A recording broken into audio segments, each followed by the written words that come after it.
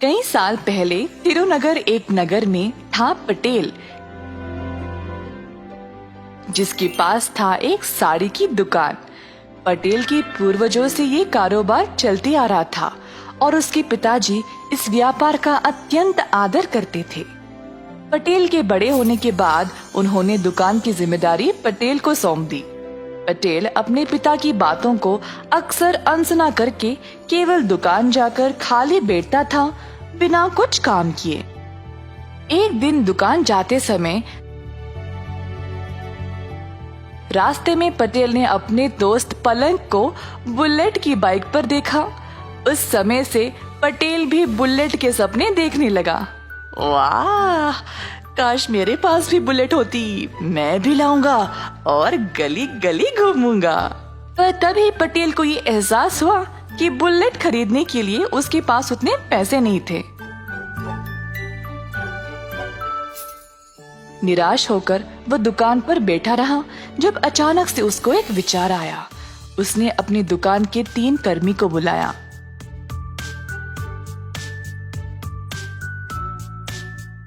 अरे जरा बताओ, हमारे पास पूरे कितने साड़ियाँ हैं? साहब जी, हमारे पास शायद लगभग 50 साड़ियाँ होंगी।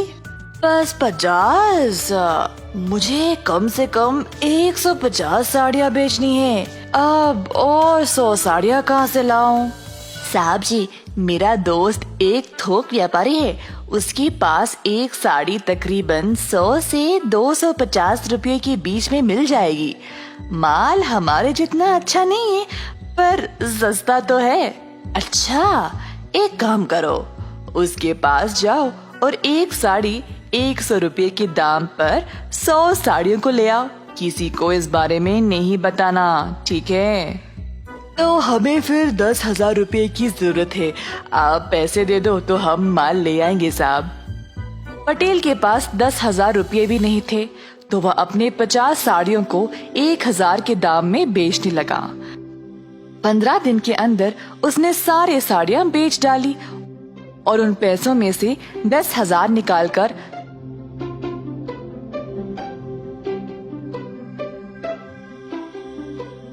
100 और साड़ियां खरीद ले आया। पटेल ने अपनी दुकान को ऐसे सजाया जिससे लोग आकर्षित होकर उसके दुकान पर आने लगे। एक साड़ी 1,000 रुपये के दाम पर खरीदने लगे। 1,50,000 कमाने के बाद पटेल ने अपनी मनपसंद बुलेट खरीद ली। एक दिन पलंग और उसकी पत्नी मनीषा बाहर जा रहे थे। रास्ते में मनीषा ने एक आदमी को साइकिल पर साड़ियाँ ले जाते हुए देखा। साड़ी वाले को रोककर पूछा, भैया कितने में बेच रहे हो? 100 रुपये में एक साड़ी मैडम। अच्छा, जरा मुझे दिखाओ। साड़ियों को देखने के बाद दोनों पलंग और मनीषा हैरान होकर एक दूसरे की ओर देखने लगे। सुनिए जी, पिछली बार मैंने ऐसी ही साड़ी पटेल की दुकान से 1,000 रुपये में खरीदा था। हाँ, सही बोला तुमने, कुछ तो गड़बड़ है। ऐसा कहकर पलंग और मनीषा ने साड़ी वाले को बाजार में लाया और सब लोगों को जमा किया। सुनिए सब लोग, मैंने ये साड़ी पटेल की दुकान पर 1,000 रुपये में खरीदा था और ये लड़का वही साड़ी 100 रुपये में बेच रहा है। ये तो धोखा हुआ।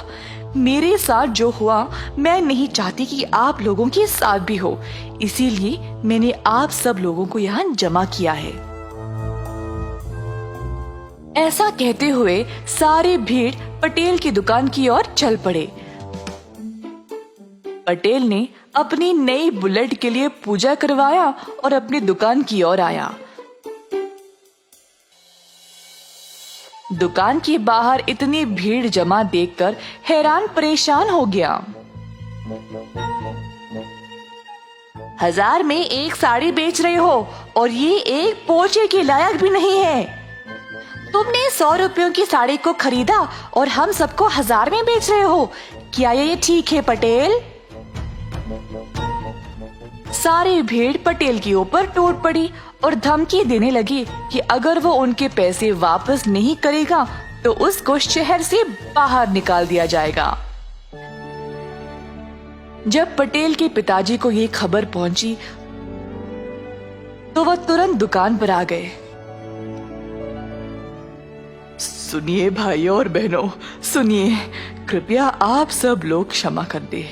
आप सबको हमारी दुकान के बारे में कई सालों से पता है ना। जो मेरे बेटे ने किया वो बहुत गलत है। मैं आप सबको पैसे वापस लौटा दूंगा, क्षमा करें। ऐसा कहते हुए पटेल के पिता ने सबको एक एक करके पैसे लौटा दिए। सबसे छोटे बेटे हो, इसीलिए इतना लाड़ और प्यार से पाला है तुमको। तुम पर दुकान की जिम्मेदारी सौंपा ताकि तुम भी अपने भाइयों की तरह सफल बन जाओ, पर उल्टा तुमने मुझे ही शर्मिंदा किया। अगर मेरी एक भी बात मानते तो आज ये नौबत नहीं आती। उस दिन पटेल ने अपना सबक सीख लिया और ऐसी गलती दोबारा जिंदगी में नहीं दोहराया।